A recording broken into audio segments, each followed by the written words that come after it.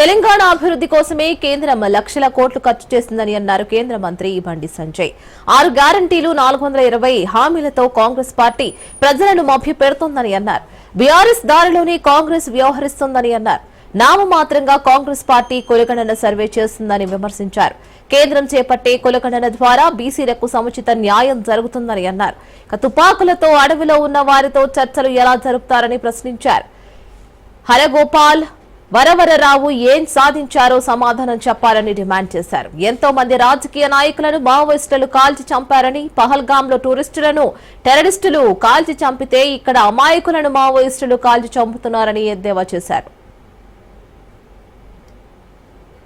కాంగ్రెస్ రేవంత్ రెడ్డి గారు కేసీఆర్ గారు పోటీ పడుతున్నారు. మరి కేసీఆర్ గారు 10 సంవత్సరాలు అధికారంలో ఉన్నప్పుడు మరి మావోయిస్టుల నిషేధం ఎందుకు ఎత్తాలే? అప్పుడు వాళ్ళ ప్రేమ ఎందుకు ఉడకరాలే? మరి రేవంత్ రెడ్డి గారికి నిషేధం ఎత్తేసే దమ్ముందా? మరి మీ పార్టీ నిషేధం ఇచ్చింది కాంగ్రెస్ పార్టీ. వాళ్ళు తుపాకులు చేతపట్టుకుని జంగల్ ఉన్న వ్యక్తులతో చర్చలు ఏ విధంగా జరుగుతారు? అందుకే ఇప్పుడు నేను మాటల్లో మాట్లాడడం లేవు, మాట్లాడుకోవడం లేదు. 100% వాళ్ళు రేవంత్ రెడ్డి గారు ఆలోచించాలి. వాళ్ళు కాంగ్రెస్, బీజేపీ, టీడీపీ, అతను గతంలో టీడీపీలో చంపారు, అనేక మంది అమాయక పోలీసులను చంపారు. వాళ్ళ హరగోపాల్ గారు వరవరవారు ఉన్నారు. ఇలా వయసు మీద పడ్డది. వాళ్ళు చెప్పాలి మీరు ఏం సాధించారు ఇవాళ. హరగోపాల్ గారు వరవర గారు మీరు ఏం సాధించారు ఇవాళ? ఎన్నో శవాలు మోసారు, ఎన్నో హత్యలు కన్నారా విషయాలు. మీరు సాధించింది ఏంది? చివరికి వచ్చింది ఏంది? మీరు చర్చలు జరుపుదాం రండి అంటున్నారు. మీరు ఇలా మీ పరిస్థితి ఆడికి వచ్చింది ఇవాళ. వీళ్ళు చనిపోయినా వాళ్ళు చనిపోయినా ఎవరైనా ప్రాణమే. దాన్ని మేము వ్యతిరేకిస్తుందని ఏ తుపాకీని నమ్ముకున్నారో అవే మీ ప్రాణాలు తీస్తాయి. మరి కుమ్మి కోసం పోతుంటే మైన్స్ పెట్టి చంపే పరిస్థితి అన్ని మైన్స్ దొరికినాయి వాళ్ళ పేల్చేటువంటి ఛత్తీస్గఢ్ బార్డర్ లో. మళ్ళీ ఏమంటున్నారు? గిరిజనులకు అన్యాయం చేస్తున్నారంటే నక్సలిజం వేరు, మావోయిజం వేరు, గిరిజనులు వేరు. ఆదివాసులు ఎవ్వరు కూడా తుపాకులు చేతిలో పట్టారు. ఆదివాసులు ఎవరు కూడా మైన్స్ వేల్చారు. ఆదివాసులు ఎవరు కూడా కేంద్ర బలగాలను పోలీసులను చంపరు. ఆదివాసులు ఎవరు కూడా తుపాకీ గుట్టం ద్వారా రాజ్యాధికారం రావాలని కోరుకోరు.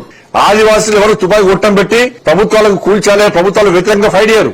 వాళ్ళు వీటి గురించి ఆలోచించకుండా చర్చలు జరపాలి. ఎందుకంటే తుపాకీ చేతులతో చర్చలు జరుపుతారు. కానీ చర్చల ప్రసక్తి లేదు. తుపాకీ వీడాల్సిందే, మీరు లొంగిపోవాల్సిందే. దానిలో మన వాళ్ళే ఫుల్ క్లారిటీ ఇస్తున్నాం మేము. ఇది మంచి పద్ధతి కాదు కూడా. గతంలో ఏం సాధించలే మీరు, భవిష్యత్తులో కూడా ఏం సాధించలేరు.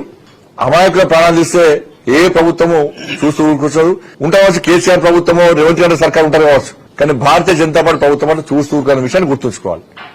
ఏం తెరలేదు. అక్కడ చంపి అమాయకులను చంపిర్రా? ఎలా పహల్గాంలా అమాయకులను చంపారు, ఇక్కడ మీరు చంపుతున్నారు. కానీ పద్ధతి మంచిది కాదని చెప్పి భారతీయ జనతా పార్టీ కోరుతున్నది. కాదు 2 కాదు 100 కాదు 500 కాదు, దాదాపు 6,000 కోట్ల రూపాయలు విలువేసినటువంటి అభివృద్ధి పనులను ఈరోజు కేంద్ర ప్రభుత్వం, నరేంద్ర మోడీ గారి ప్రభుత్వం తెలంగాణ రాష్ట్రంలో జాతికి అంకితం చేయబోతున్నది. వివిధ పనులకు శంకుస్థాపన చేయబోతున్నది.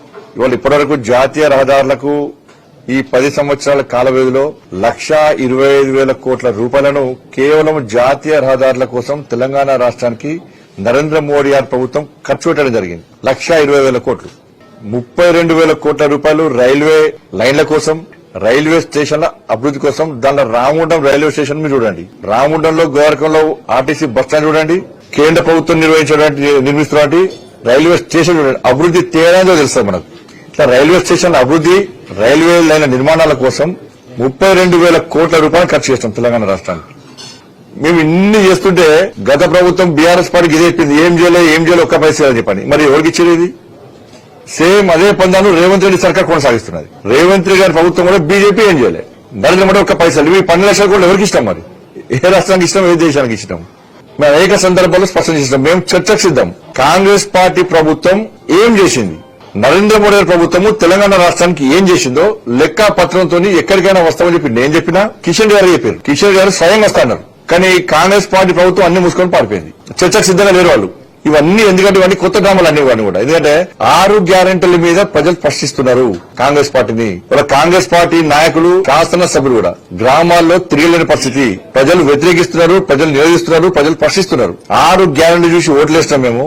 సంవత్సరం లోపల 6 గ్యారెంటీలు 420 హామీలు అమలు చేస్తామన్నారు. ఈ 6 గ్యారెంటీల పరిస్థితి ఏందని ప్రశ్నిస్తే దాని మీద సమాధానం చెప్పుకోలేనటువంటి కాంగ్రెస్ పార్టీ ప్రభుత్వము, కాంగ్రెస్ పార్టీ నాయకులు నరేంద్ర మోడీ గారి మీద, కేంద్ర ప్రభుత్వం మీద ఇవాళ అవాకులు చవాకులు చూసి టైంపాస్ పార్టీ చేస్తున్న విధానాన్ని ప్రజలు గమనిస్తున్న విషయాన్ని కాంగ్రెస్ పార్టీ నాయకులు గమనించారు. 1 కాదు 2 కాదు